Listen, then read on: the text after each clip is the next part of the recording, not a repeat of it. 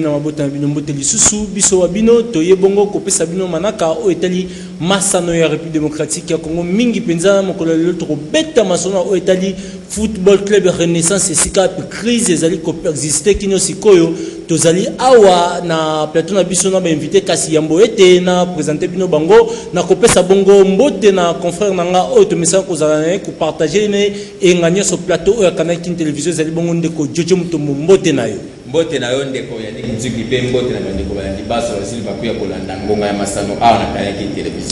spécial FC Renaissance du Congo kasi mokolo lelo moi basango oyo tolengeli pona bino judo club Sekam oyo utaki bongo ko bimage champion ya ligue provinciale ya judo ya Kinshasa et pa wapi na finale babundaki na Saint-Joseph bazali ko pesa ya bango makanisi kolanisa mabitumba oyo babundaki durant championnat mobimba pe le lengeni bazali ko milengele pona championnat oyo ezali ko banda kalate tolanda yango tokozonga juste après bayaki wana Canal télévision ko kutana biso tolanda moi comme on a mettre étudier au matable numéro 1 il y en a ba to fiba de 5 formats au championnat de Kinshasa 7 fois championnat du Congo ligne au bien donc mais pas vraiment comment monsieur a président ici fin du mois il y a mars tout le bazar tout le monde va agir mon bazar et tout n'a plus tout dans maman ligue donc faut 2 ans des fois tout n'a pas ambassadeur au Japon on a compté au Japon d'ici fin décembre tout le Japon on a encore 50 maintenant mot des à la bisi maintenant maintenant que tu sais samuzu maintenant qui gasa samuzu vient à match mi fafa ameta machine avatar libumba na yo tsika ka kupu ba monyo za lobby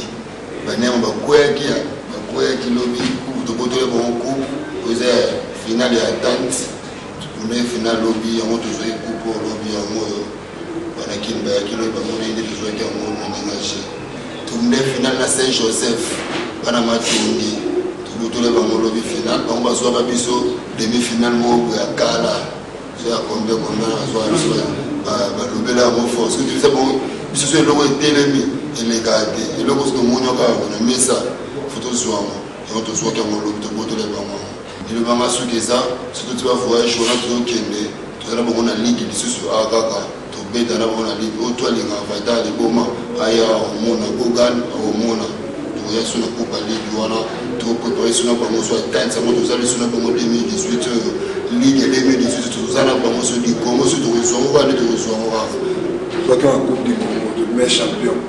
Mais là, ils mettent en bas, mettent en cause, c'est ça, mon judo. Judo, équipe nationale, il voyage trop, qui est dans la zone là-bas. Pour l'instant, qui m'a dit, tu vas au qui est dans la zone là-bas, la bêta, la poya jamais.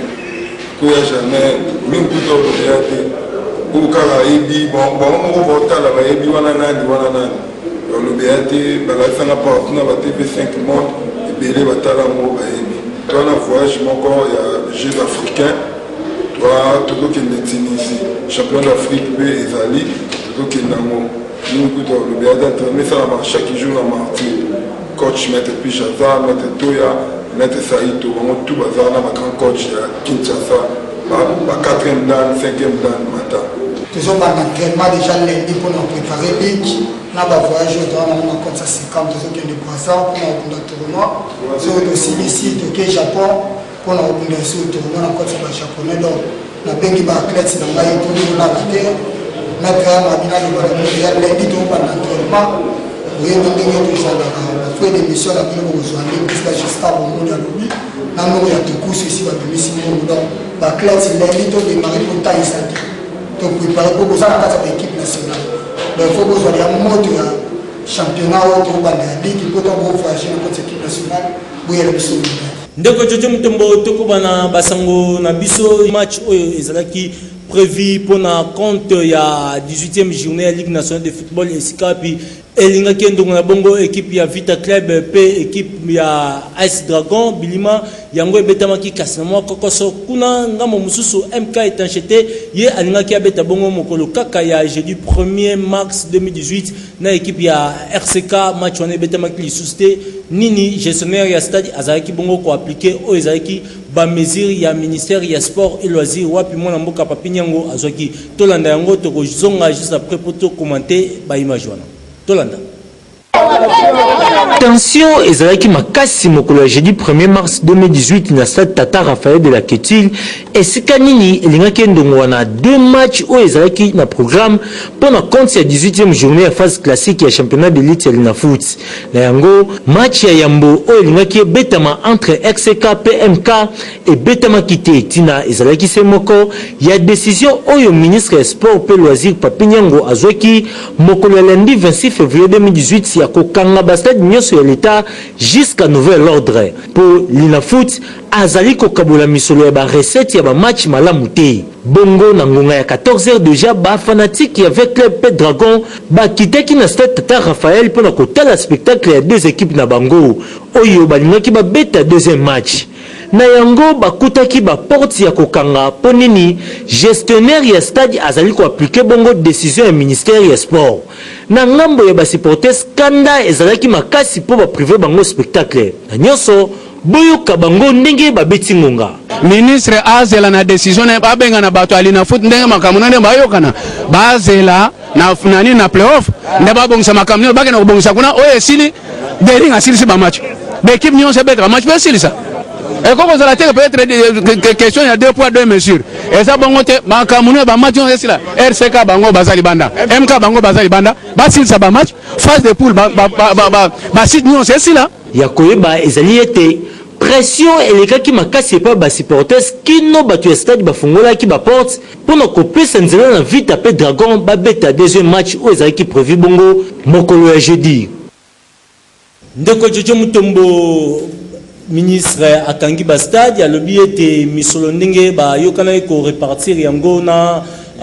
Linafoot ezali ko kabona malamu te maloba na vraiment ezali ni. Oui, malheureusement, le ministre Azui Mokano, je crois qu'avant son Mokano, on a temps pour réfléchir, avant son Mokano, quand il y a des championnats, il y a le championnat numéro 1 République démocratique du Congo, c'est comme Mokano, Ngolo, donc ce qui est ministre Azui Mokano, c'est que l'Inkolo était ministre à Salaki Bango, correspondance, mingi, Kasibango,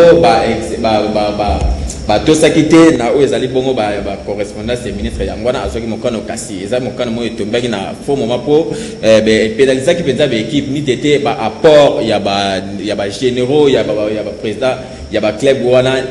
te intervention na bango yango elinga ko sala ete ba match beta matemba décision ngona lo mbongo vraiment ezali réfléchi pambate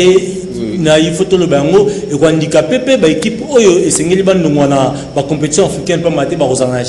na compétition na makolo na mardi mercredi awa ba équipe na biso ba rondongo na eza décision moko e ko handicapé oui mais quand même il faut le retour et marcher en ordre au moins il faut makamyo c'est tambola pendant le lenge oyi longo bani pambate ce qui ministre ayebi ba point ayebi makambo na nyoso donc ba anglais na tout ministre za na ngona mutu mais ce que cette décision peut-être ezali manque ya respect ya respect ya ki bo continuer na bande ko ali na foot pour ce qui ministre à 5 minutes et l'autre moro mais na niveau na bino bozali pour respecter te bozali pour mais ba match ba recette vraiment il faut tout le bango ba vie des autres na ba stade ba vie des autres la ma wana tali bongo communication to pe marketing ya ba club wana ba vie des ali na ngo likabu ya ministre mais mbongo ya zo réclamer ba pesa ego uta wapi pour répartition ba recette normalement il faut que kota na oyo Italie ba recette ndenge ba équipe ezali ko ndongwana wala nde mama match tonda rezalika ya vita renaissance déjà ba supporters ba kima stade de ring ba supporters bazalaka moi penza te ba équipe wana mususu lokola Dragon ba presque nul en termes il y a pourcentage de supporters to RCK bazali plein de supporters te banani ba okotsa misolo oyo ministère a kozela en retour pour na kozona lina wala nde mama na likambo ndeko ya niki sengele siko nde ba fanda lokola arrêté ezali sengi ba fanda bando kalina foot batali se penza malamu eti ba recette ezali te ba supporters bazali kokota te ba supporters ba sécher na bango ba stade saison oyo wana ezali siko bango eko dépend na bande kalina foot po baluka kofana ko tali sa pena ministre malamu ndeko ya niki to koti awa sika wana mama likambo bobengana bozali vraiment ebele kolanda émission oyo ngonga masanoa déjà nazo komona bandeko na base conteneur bino ba ebolubaki tozwa pe bandeko oyo ya cercle de réflexion ya ba supporters ya FC Renaissance wapi déjà nazo ko présenter bino ndeko Papi Kitubila azali président ya section Barumbu ndeko Papi Kitubila mbote nayo mbote papa lisusu ndeko Rico Belengo président ya section Orange mbote nayo pe mbote papa vraiment nazali na esengo ya kokutana bino awa na plateau na biso ya Canal King Télévision kasi mwa mokanda moko bokomeli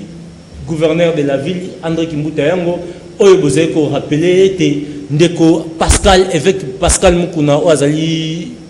tuteur topé président de l'équipe na football club Renaissance azali bongo ko s'approprier na équipe pe alingi ko kabola ba supporters mokanda yango vraiment na muzindo na yango bolobi nini na yo ndeko Papi Kitubila limbola ba imboka. Bon, ce qui tokomela ki gouverneur ya ville ya Kinshasa parce que yenda za kotala mawa pe sengo ya bandeko nyonso to pe bana nyonso ya ville ya Kinshasa. Problème ezalaki nini to memai quand même moi mupepe moko ya malamu etombola ki pe ville na yo aza ko gérer mais moi mbilinga ekomi kokota moni football eza esiko esangisaka bato bakendaka kosepela kuna etalaka te o naza mutu parti boye naza mutu ya église boye te esangisaka bato nyonso mais lelo toye komona ke mutu oyo totyaki oyo tobengi ex-président évêque Pascal Mukuna parce que non topesaki ye mandat ya 3 ans depuis le 19 juillet 2014 mais juillet déjà il y a 2017 mandat na ESI esilaki raison pour laquelle totalisi même ye gouverneur tozosenga à s'impliquer na likambo pour que Renaissance tokende na assemblée ezali eloko ya mutu te ezali ya famille ya mutu te mais za patrimoine national. Voilà la raison pour laquelle moi ba détail est belé mettons to solola to refondé to ebsaki. Merci mingi ndeko Papi Kitubila na yo pe ndeko Rico Belengo lelo crise na kati ya Renaissance photo lo ba yango bongo. Mukuna Goma Ntingi azara susu presque na équipe te raison nini to pe moboku nini oyo bino bosimbi bozali kofunda avec Pascal Mukuna ko s'approprier pe ko luka ko kanga équipe na ndenge moko boye. Justification bozali kosala ngo na nini po atikali ya yemoko ebongaki bandeko na bazonga awa na Kinshasa comme ça babunda etumbelo ngo ndenge babandaki yango. Ozana raison de bonanga merci pour la parole. Na balsara ndenge président tout le basusu aba. Monsieur Moussanganya aza supporter ya FC Renaissance du Congo jusqu'à présent. Aza leader fondateur, maza supporter ya FC Renaissance du Congo.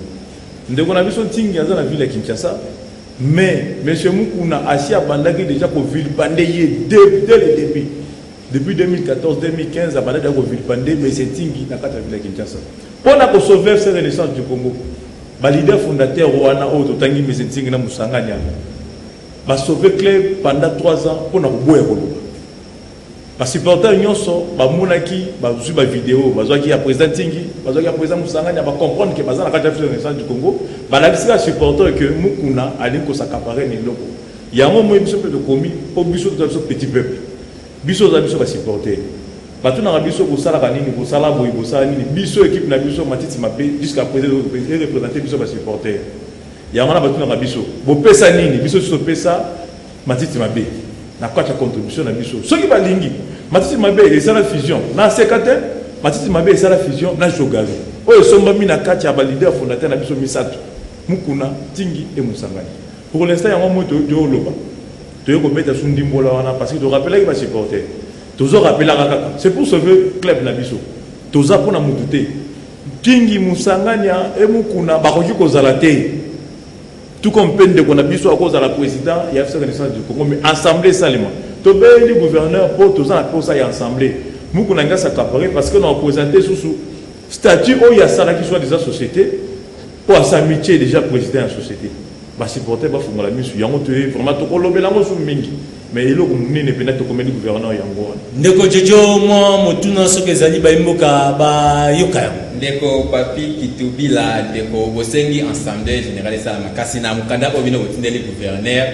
bolingite ndeko Mukuna a organiser assemblée on a to éviter parce que ensemble on obino bozala posa et ko salama nani a organiser mo popino mo na mukanda botindeli gouverneur ke ndeko Mukuna gouverneur a ndima ata mokolo moko te ke ndeko Mukuna organiser assemblée siko assemblée ba organiser on a le lengeni po ba statut le ba ke muto aza en place ndako aza na droit ya organiser assemblée générale. Merci pour mutuna na yo so talika kana kati ya mukanda wana tozoloba ke tosengi gouverneur ayamba biso pona ko ebise pourquoi bon, tout dévoiler moi mouké ba stratégie. Pour le moment, Renaissance est là qui au moins à 180 sections. Oyo, tango bazolo bake jamais sans vous. Non, to komi na même moralité, to zaki na 180 sections. Yango sala ki fruit à unité wana, to beti, to bimine, to bimaki. Mais tango mukuna na brino babandi siko opération pour na kokanga équipe koma ya bango même moral. Et comme même moral babandi ko salani ko éliminer ba section moko tant ba éliminer ba section babandi siko ko kota na ba tozaki ba cofondateur yango naza ko yebisa yo ke mukuna lelo aza ko déclarer que équipe koma ya ye na ndenge nini équipe zoloba soko tali na statut na biso eza koloba ke équipe eza ya ba supporter nde ba cofondateur ya équipe mais ba léguer pouvoir na bango na 3 personnes Musanganya Ntingi et puis na président Mukuna soko tali asa bengani ba section lelo na grande commission Renaissance est commis ko siéger que au moins na 25 ou 30 sections ça là 180 moins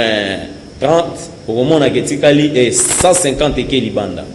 abengani Musanganya abengani Ntingi Musanganya ye moko ba imboka ba yebi yango ke Musanganya kenda ye moko goma ndenge nini avec kiwolo ba ke avec abengani mon frère ape ya mozonga na jamais ti lelo azonga raté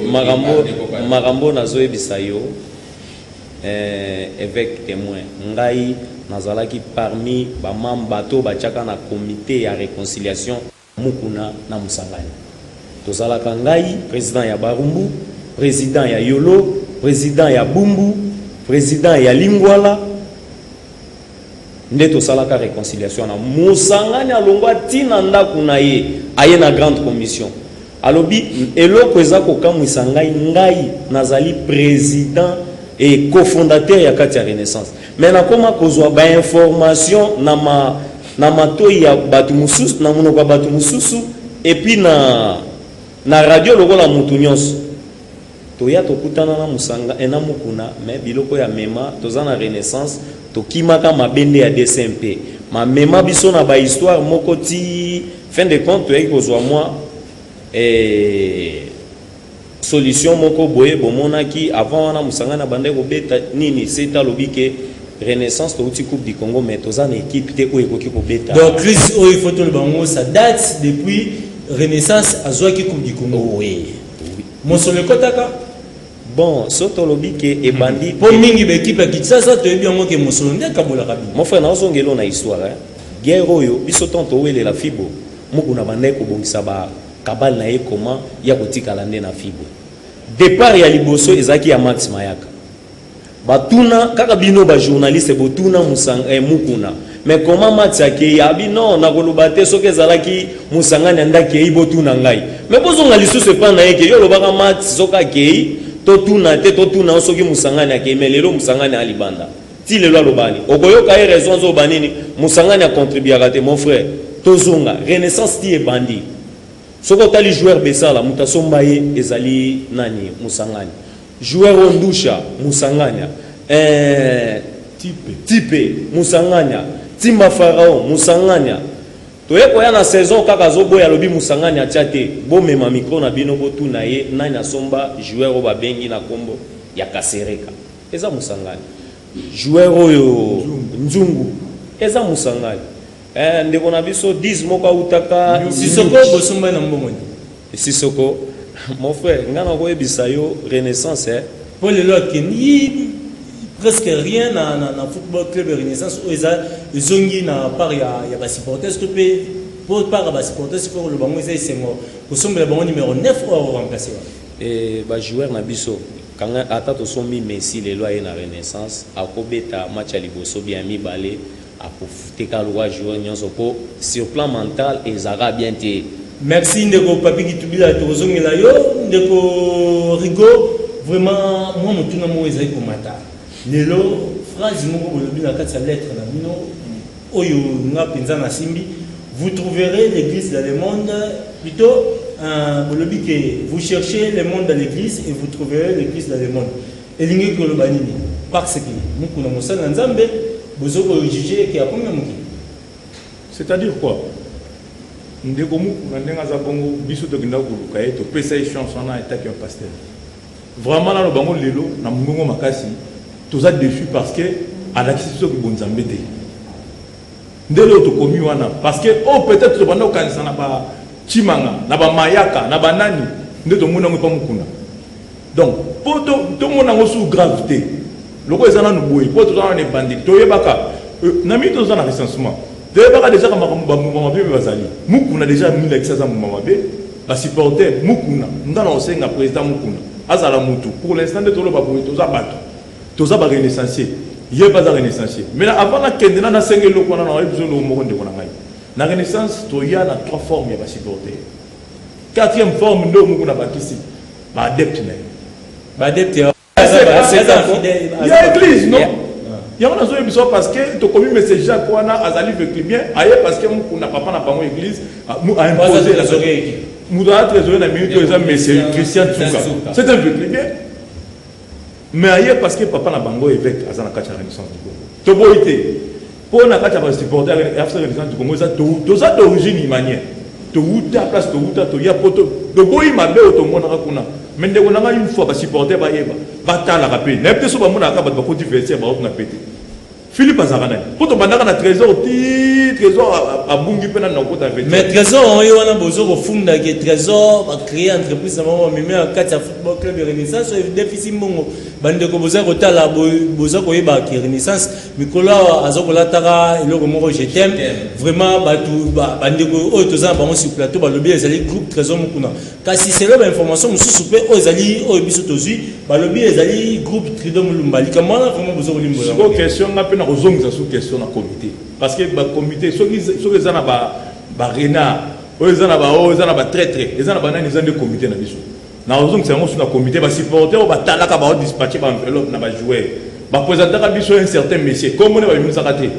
un certain monsieur pembe comme on est Tridom Mulumba yango na biso eza biloko mukuna bomisaka depuis kala lokola kala déjà to bando lo lelo te groupe trésor mukuna to bando lo bango depuis kala to yebisa pe que non mamba moi no ko tsama mo église te mamba équipe te mais il y a changé à l'issue on va Tridom mais c'est Tridom on a zali mutu ba cheka ali bosoka pa étiquette ato kombo pamba mais c'est trésor mukuna yende ko le groupe wana na ina tuna suko groupe trésor mukuna aza sponsor aza partenaire to aza équipementier ya FC Renaissance du Congo ozomi c'est la bango jour okuta na bango ta yemu mukuna tendre micro ayi ça so azana ndeko papi ndeko Rigo Belengo na lopoto balobaka qui veut noyer son cher la crise des rages yango na kati lettre na mino boko cité boko kundula na bato nyoso ba menasa ba kona makambo ba renaissance lokola ndeko administrateur stade de Martyrs Pacho Banda na ba capitaine ya armée ba ndeko mbambo nyoso ga ko ba kote la bino ba kulo nyoso na kaka po ba ina muku na ba kote la bino ba na ngambo na bino panda ka bino pe section na bino mo pe eza section mo fictive existe surtout si ba bomango ndeko. OK merci mambolo bien na kutu mambo fictive baboma ndana to bomba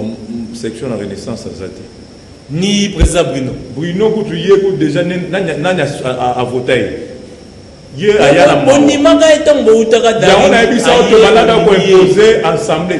biso na minute ko toza kutu na en règle ko le monsieur Bruno Tsamina boche ba kelele trop na ndeko Bruno met alonga kate boko malembe ndeko la ndeko Bruno ndeko nanga na ebisio monsieur Bruno Tsamina na monsieur Mukuna bakozala en tête eloko moko te na kati ya Renaissance du Congo na tango kanga na talelo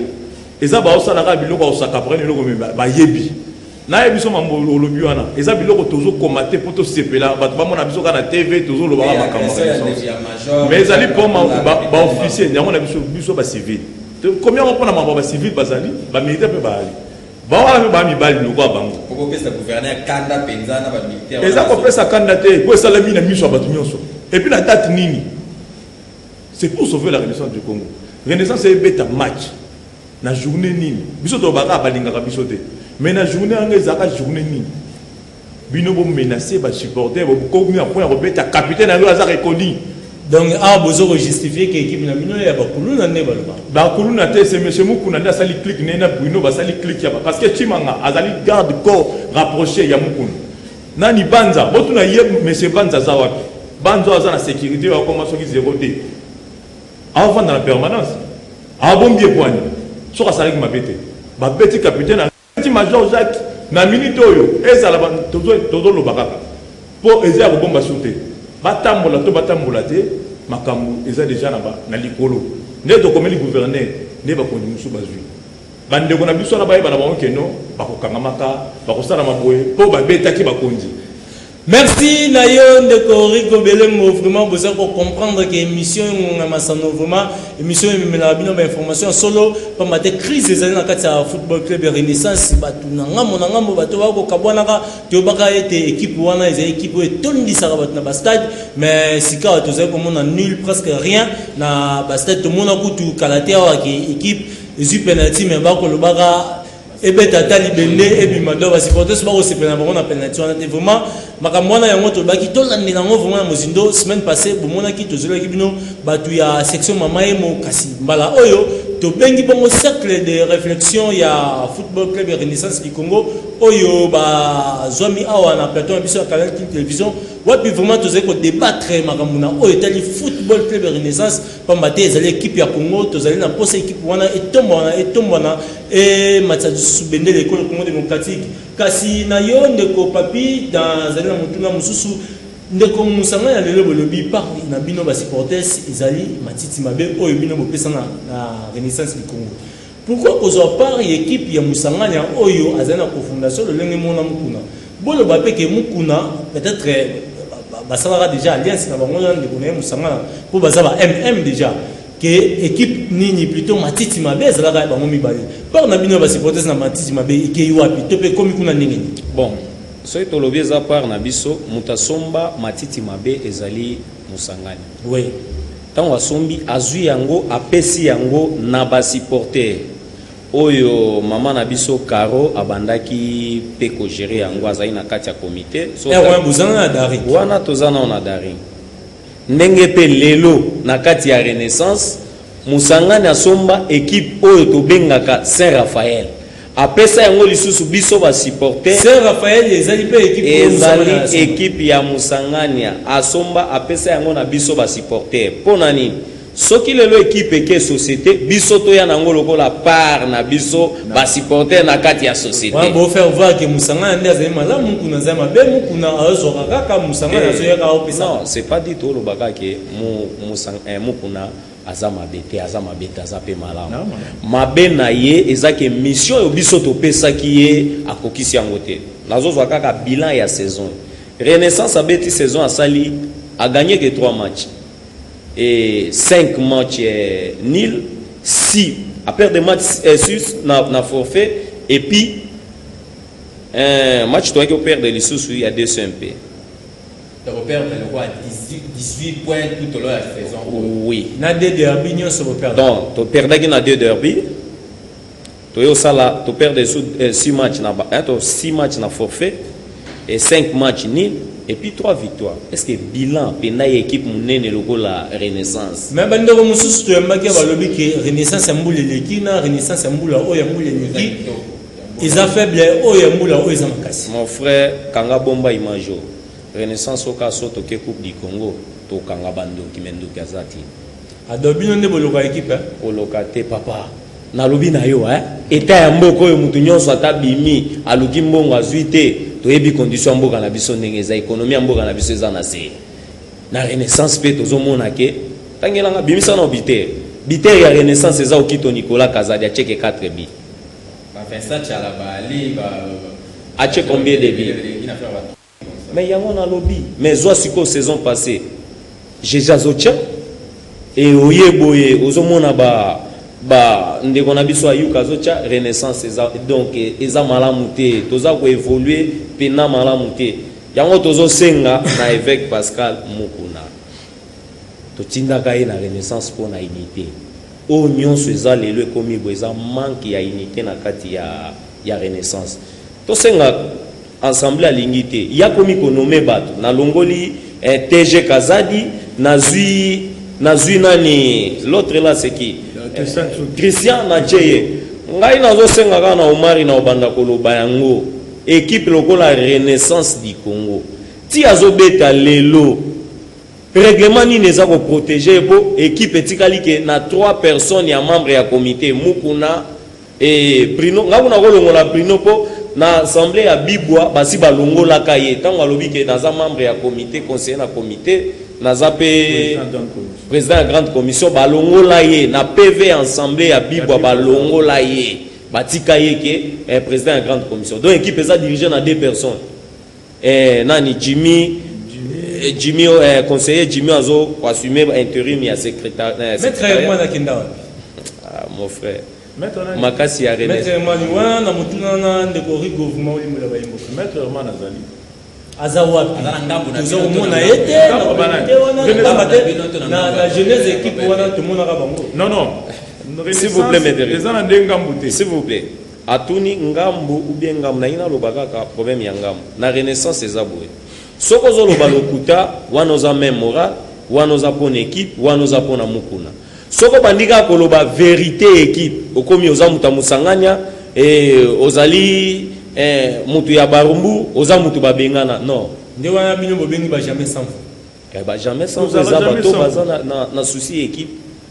o bayebi ke équipe to bandi yango na passe to beteli bambula bato abeta mon frère bato bakufa pona mamba renaissance ezalaki petete pour divorce wana esalema nini renaissance ebima na kati ya DSMP. Merci mingi ndeko papi ndeko Jojo Mutombo tozalino awa tozo koba na émission oyo ndeko papi aza ndeko plutôt Rigo aza pe na disposition na biso moi motuna soki ezali bayimbo kabayoka ndeko Rigo lelo tozala na bref kuse bina to beti masula ndeko Pascal Mukuna na mukuse bina bozali ko reprocher na papa évêque nini o azotala wana minute na to reprocher na mauvaise gestion. Il y a un club. Tu as reproché na s'accaparer un club où ils ont un biso bas supporter. Il y a un pays compris na y a un supporter. Na y a bisa y a un boui. Ce que vous avez dit Ndekorigo, président y a FC Renaissance. A sali makambu oyo y a zo sala lelo. Nandeng na yebe l'évêque. Dans ce TV de soto le baboui y a un abandon de moi. Na rappelé le moko. A bisa kan de on a besoin de chimanga. Et le legitika. Exact. A goûter miel à Saliboué. Dans zone c'est des gars yango parce que ce gars a image na abandé la moi zone la yango. Et ça la biso quelque chose. Mais hier et que mutu. Le gars a déjà mutu ma paye yango to bi que non. To ko ko pèse sous chance à deuxième parce que assemblée après ko organiser assemblée a poser plein candidature na yé. Avec sa force na yé. Mais mission to pèse qui est na 3 ans à Sali yango té. A même bino d'Afrique, a beti bino lina foot. Oui, il y a quand même ça. Parce que nous respectons tout le monde. Section Mama Yemu, parce que sectionnaire, tu connais ça, autorité. Nous avons des journalistes. Nous avons courage depuis 2014, 2018, attendre le 7 jours définitifs à Somi dans le monde. Matondo na yonde ko Rigo vraiment to zai ko kende déjà pote to chité na émission oyo moi motuna vraiment na mukuse balobi bino pe bosala équipe na bino équipe na biso to zala rango déjà o azol tinda biso yango na biso ba supporter Renaissance to 3 formes ba imanien na ba oyo na ba ndeko na biso mususu na ba ndeko na biso mususu o ba uta na tangelo na balimbisanga ba ndeko na to na ba supporter ba za ba ndeko chipepele sanga balinde asbantu o ba ni ba yape tu as pas bandeko ba uta ba avec club ba ba vanda pe na bandaku ce que tant yo lobi ba ke ça l'équipe ndeko a uta kinenda ku ayeka na mo préparer Renaissance yango na biso bandeko musu ba objectif to yela rati to yela ka changement to yela ka pe to banda uta la mazembe pour na mito to ta musu to la passe mazembe za to banda uta la to ya vitesse ndenge mazembe azayela ki mais na mito vitesse na biso e komi wapi nazo ngana rappeler bandeko na biso ba supporter soit disant Fouta Diogo Fouta Diogo, contribution à Fouta Diogo, c'est que l'évêque Pascal Mukuna a banné au Fouta Diogo. Parce que tout le monde, soit disant Fouta Diogo, 5 000 francs, les joueurs vont jouer enveloppe. Il y a un abus ici, va supporter Mukuna a banni pour déroter la banque, à qui a réussi. Au Yémora Sommi. Bon. Donc, il y a un problème, tout le monde a mis sous, tout sauver la Renaissance du Congo. Pendant sauver la Renaissance du Congo, mais c'est Bruno Tsamina, tout ça, vous avez une pétition, tout Pessimino, tout ça, déjà, la Congo-Naï. Mais c'est moi qui a tambour dans la section pour nous reloquer Bruno Olongate au Balingi Bruno Longwa Balongwa Bangomoko. Il y a un autre lobby qui est tout ça. Ni c'est pas mon balé. Le roi va mandat la baronne José Sili. Mais c'est Pascal Mukuna. Atika Biso Kimia. Atika la cofondateur. To Bengani était mon équipe à athée. atika la cofondateur na kimia nyoso to luka président ya sika a diriger biso to PCP mission o ya zaki na ya komisa biso société mais la société wana ya ça la qui déjà wa mikanda na ye na tanga tanga muki ba supporter ba comprendre statut ya société on kuna préparer la biso de bima e bima ka biso ba sen o ba pengi biso ba tumabe to boya ki yango no moni bima te et dans l'article 17 nomination na lombango vraiment poto ça on pousse kaka la société football club Renaissance du Congo est administrée par son président M. Pascal Mukuna atayo moko oyo penda na mbongo pour nos action la société asika ba biso déjà administré na ngarigo mbongo na tchela kiango na moma nini ba voter la kinga et pas banani ba sonné ni ba voter peut-être bino vous avez na équipe na musika bato bazaka pembe biso toza pembeni yango na moto biso ba vérité ba balanda ka musika yango ba nié biloko nyoso mais ba pe na documenté devoir les amoko document to discuter sur rien devoir les amoko document ndeko papi tozai ko suki c'est pas na yo mot de la fin ba imboka baza ko landa ndeko rigope ko kozoma loba. Oui, mot de la fin na kosenga na évêque Pascal Mukuna et nazo bisaye lelo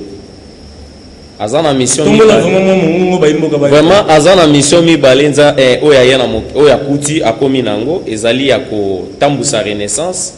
pe ya ko tambusa église ACK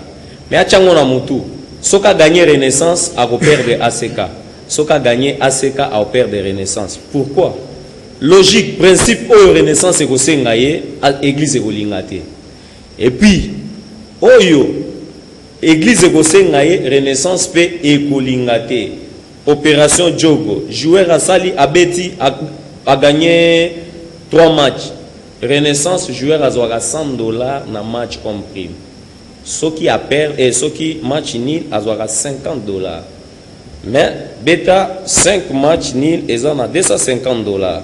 et 2 matchs à victoire ezali na $200 250 plus 200 pesa $450 et $450 mais yo lobi au footy ba jouer mais prime na bango il fallait pesa bango $450 au footy te siko ozo jouer banani ba jouer ou bien ba supporter to comité et puis jouer wana ndozo s'attendre que na coupe du Congo apesa fruit ya bien eza lokuta na kosenga ye ayoka soni a convoquer assemblée abenga bato babandaka na bango renaissance soki asali yango renaissance ekende liboso au cas contraire ndeko to beta peka masolo mususu po renaissance lelo même vekli bien même derimen azo ka mutema mabe ndenge bale silelengi na ville Kinshasa. Merci mingi ndeko papi wana tozi ndeko rigoli lo bana suka ba imboka baza ko landa le bana suka ezabo fi bonyo so amiebi aza jamais sans vous bandeko na biso jamais sans vous baye ba même moral ezali buka lokuta tana buka lokuta yozo ndima kaka alléluia amen yango to lobi que monsieur Mukuna alimo diriger renaissance lokola église comme me la biso ba GG Jacques Christian Tsuka le Philippe a comme ko tapetia eta que qui mais renaissance du Congo écouter les mains mais na makasi ya biso mo ba supporter et roko yate biso mo ba supporter to yebi pourquoi ba vrai supporter ba vrai fibre ba yebi pourquoi oh baza sage basa na marbo biso to ça ba ya les lignes la biso ba avec Pascal Mukuna assemblée salima apenga bandeko baza ka misatu bana bango 20 baza pe na bomoy abenga bango nyoso misatu mibale baya ba créer ensemble basa na assemblée na biso élective et sauver club renaissance du Congo mais pour na du Congo na habité message za moko ba supporter ba surtout kana bango te ba ganga na bango pété parce que avec Pascal Mukuna ba balinga ka biso te ce bana balinga biso te gouverneur l'inafoot merci na yo ndeko Rigo Belengo vraiment ezalaki esengo mpona biso koyamba bino moko azali maître papi qui tubila président ya section Barumbu pe monsieur Rigo Belengo azali président ya section Orange vraiment baimboka ba comprendre masolo ya mangonga ya masano kasi mingi awa totablaki na oyo etali football club ya Renaissance du Congo wapi crise ezali vraiment moi makasi yango tobete masolo mpona ko luka ba vaze moyen lolenge ni kotala mpona ko débloquer crise wana